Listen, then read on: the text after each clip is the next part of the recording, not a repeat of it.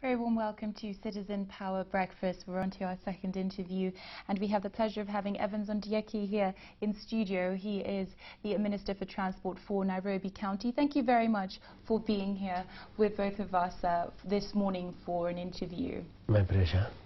Now, when we look at transport, especially in Nairobi, and infrastructure, there's so much to be done, and this is such a heavy docket for you. And I think the key question is this transport master plan. There's 409 billion shillings invested in this transport master plan. What does this plan entail? Okay, this is a plan that wants to connect the entire Nairobi County with the neighboring counties.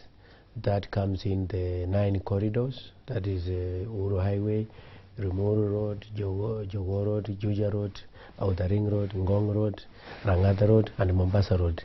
Then you have the other branches inside, which links all these major roads. Then you have the estate roads. Then you have the other infrastructure that supports transport, like we have connectivity of railway lines, which are going to be constructed under Kenya Railway Corporation, but also in collaboration with Nairobi City County, which is a major stakeholder in the transport sector. So what we are saying is, for our economy is growing currently at around 4.5%.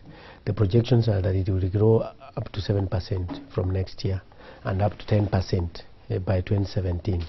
Then it follows that you must have transport and infrastructure that is capable of addressing that economic growth. So that's why we are having a mega policy on transport to be able to address the needs of transport. Then the second thing is that Nairobi's population is about 5 million. About 800,000 people are non-residents. They come to Nairobi, and in the evening they go back to Kajiado, Kiambu, Machakos. But the 4 million who remain here, they need these basic services. And then you also must cater for those who are unborn, because if there was no family planning, then the Nairobi population could be about 8 million population. So that plan takes into account where the county will be in the next 15 to 20 years. I would like to take you back to your appointment. Yes. Having been a lawyer, and you are a trained lawyer, yes, I do not know what experience you have in these matters of works, transport, and road. Yes. I mean, why was it found that you are the most qualified? You see, management is character. So that it matters not what skills you have. What matters is that can you have a leadership. As a minister in charge of roads, transport, infrastructure, and public works, my role is to design policy and strategy. Then I am in charge of several engineers who deal with the technical aspects. So long as I have sound policies, I design good strategies that are sensitive to and resonates well with the people of Nairobi, then I don't think there's any problem in terms of implementing them.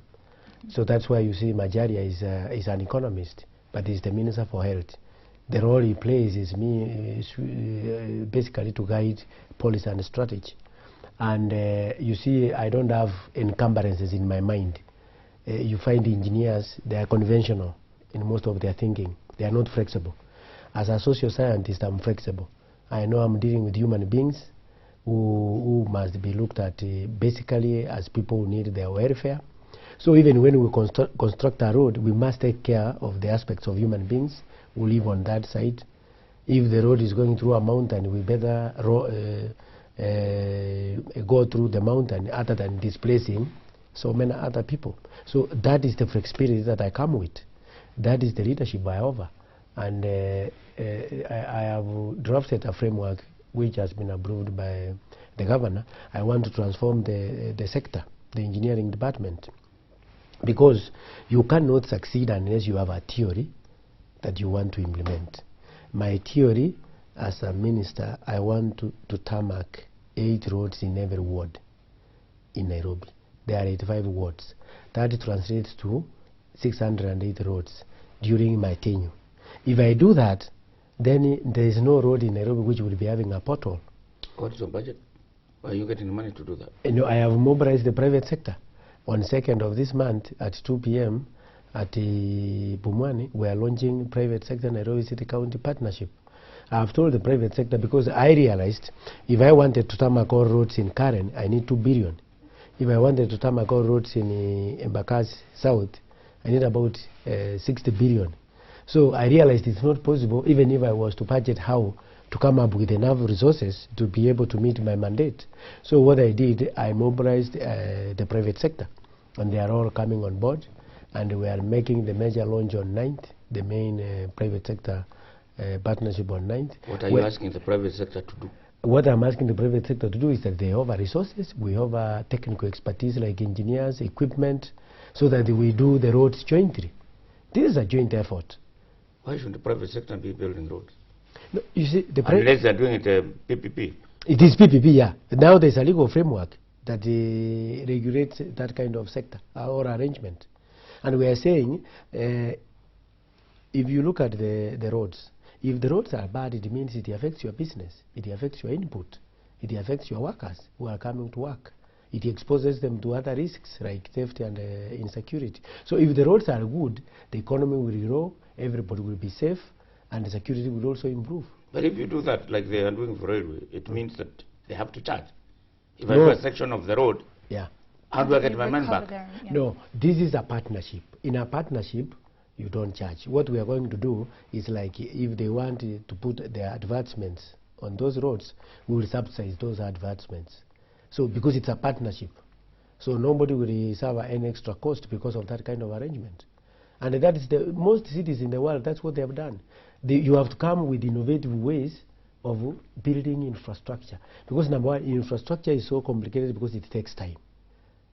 It is not like buying a goat where you go to the market and you buy a goat and you go home. You have to plan, you have to draw, you have to carry out surveys, you have to carry out studies to see the implications of your projects on human settlements. You have to look at the land use. You have to look at a component of variables. So that is why we have to do it in a different way.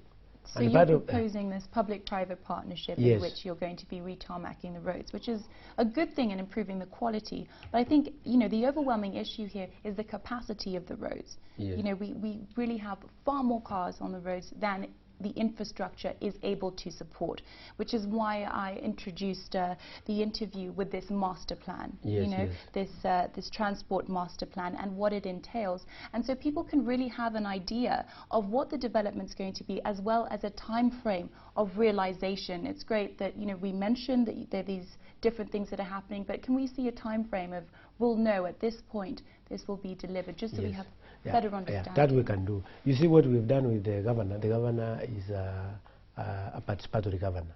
He's given us contracts. We've signed contracts with him, and we have to deliver. Within the first year, you have to deliver your mandate on the contract of service that you have signed with him.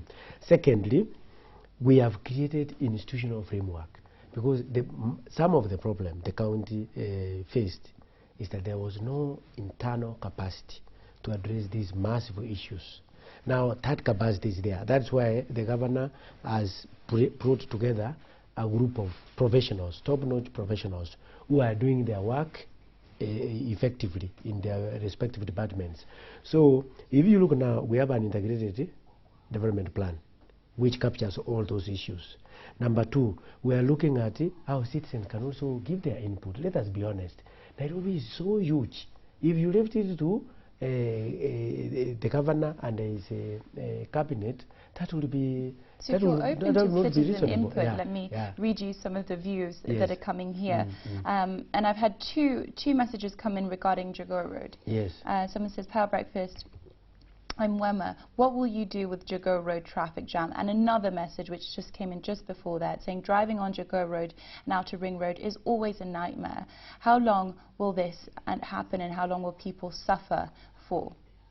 Okay. So Now, like in Jogoo Road, we are doing something very quickly to alleviate the suffering, because we are aware. You look at the Donholm roundabout, it is messy. It was poorly constructed. You have to go to the roundabout to exit.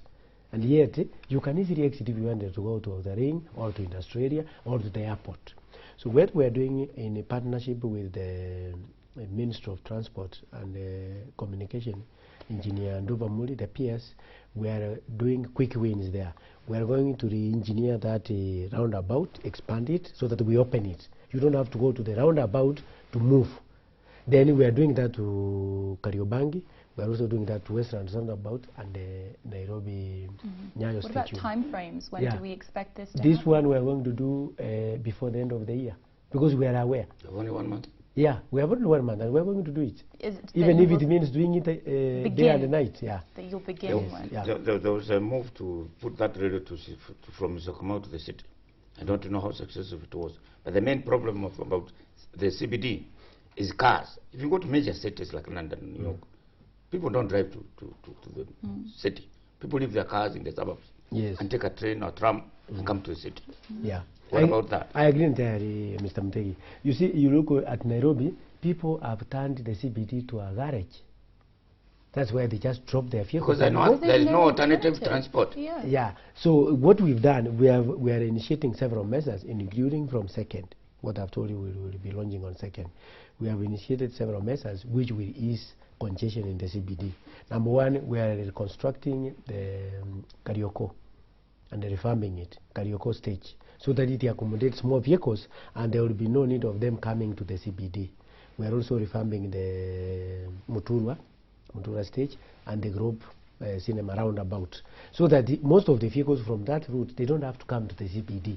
They can terminate there, and then we have created a system whereby we are going to employ traffic marshals who are beginning to work earlier in the new year. This is a collaboration with the World Bank, and then these are the people who will manage traffic in the CBD, and they are not going to allow any other vehicle, particularly PSVs, if they are not designated to come to the CBD. But once you leave your car, say you have come by train, you left your car at Syokimau, take a train, go to the railway station. How do I move the rest? How do I move in town? Yes, number one. There's no public transport in the CBD. Yeah, we have two strategies to address that concern and issue. Number one, we are negotiating with the companies to start mass transit bus services within the CBD, so that they charge less, but they move people. And the Nairobi City County will have a stake in that company, because we've realized you cannot instill order and discipline in public service vehicles if you don't own your own system. Because once you implement some reforms, they resist.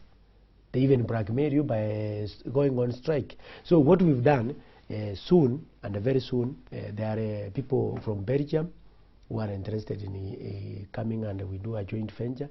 There are people also from the US and from China, and the negotiations are at an advanced stage. We are going, once those negotiations go through, we are going to introduce more than 540 buses. For the CBD only? For the county, county. Including going to every ward. From the CBD to every ward, we shall have at least 5 buses. And then the CBD should have more than 50 buses. And what do you do with the private companies operating? Let them compete. They compete. This is a democracy. You see the problem, we left them to self-regulate. They have failed to self-regulate completely. The CBD cannot move. So is the solution really introducing more buses to the roads? The solution is we engage in healthy competition. What we are having now is cartels who have taken over some routes, and they are disorderly, they are disorganized, and they want everybody to be disorganized.